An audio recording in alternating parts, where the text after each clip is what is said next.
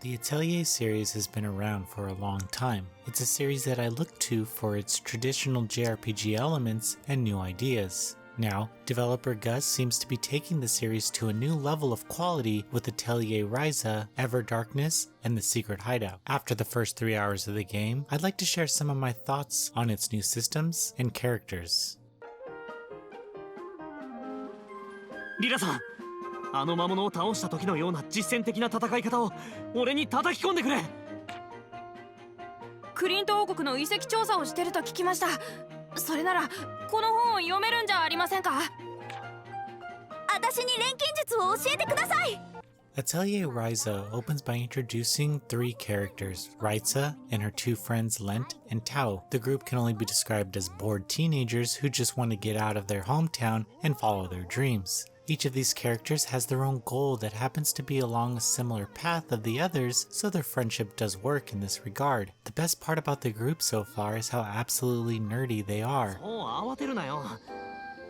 にしても初めてなのに俺たちなかなかうまくやってるんじゃないか。うん。女の子の危機を助けて帰還。レントじゃないけど。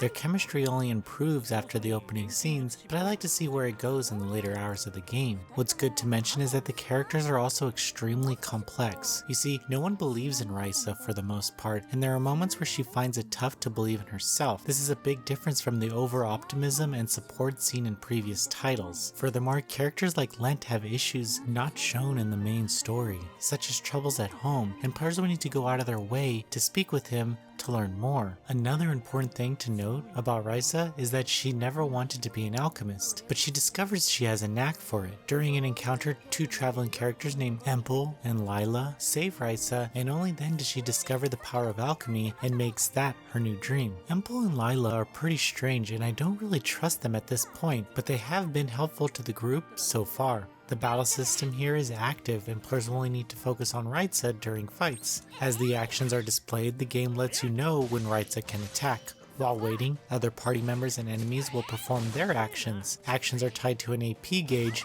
which raises when attacks are made. Skills consume AP, but the AP gauge can also be leveled up to allow characters to make multiple attacks on an enemy during each battle. It's fast and interesting, and something that I'd really like to explore more as the party grows. There's also options to use quick actions in battle that will push Ryza to the front of the line to use an item or a skill. The synthesis system has also been revamped in a unique way. Players are able to control crafting to a higher degree by choosing the ingredients they desire. This takes the quality of the item into account, as players can use certain items to unlock new recipes, which is called morphing. Other item customizations include attaching items to cores to unlock their item's full potential. This synthesis system is much different than any of the previous iterations and has my full attention to figure out its ins and outs and craft some awesome items.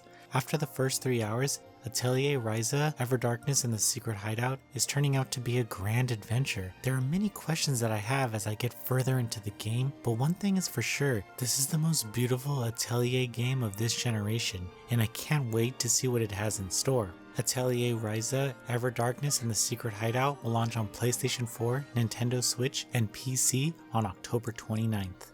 Thank you for watching. Please read the full preview at noisypixel.net. NoisyPixel is run by a group of gamers who work hard to deliver news, reviews, previews, and more. Please subscribe to keep up with all our future content.